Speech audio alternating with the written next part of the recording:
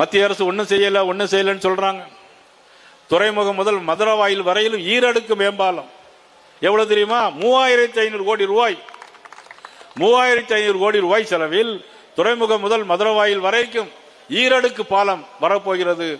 நமது பாரத நரேந்திர மோடி அவர்கள், நம்ம ஸ்டாலின் அமைச்சர்கள் சொல்லல, முதலமைச்சர் அவங்க செய்யல.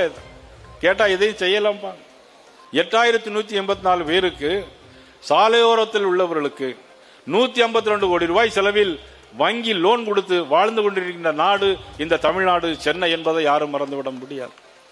இப்படியாக நிறைய திட்டங்களை மத்திய அரசு கொடுத்து கொண்டே இருக்கிறது. மெட்ரோ ரயிலுக்கு 8000 கோடி ரூபாய் கொடுத்தது மத்திய அரசு, பாரத நரேந்திர மோடி அவர்கள்.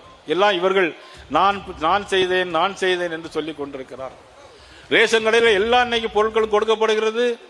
யாரு கொடுக்கிறாங்க? பாரத நரேந்திர மோடி அவர்களுடைய கருணையிலே கொடுக்கிறார்கள். ஆனால் தமிழக அரசு முதலமைச்சர் நாங்கள் கொடுக்கிறோம் என்று சொல்லுகிறார்கள். இதை இவ்வளவு மோசமான ஆட்சி எல்லாம் விரைவில் மாற்றப்பட வேண்டும் என்பதற்காகத்தான் இந்த தேசிய ஜனநாயக கூட்டணி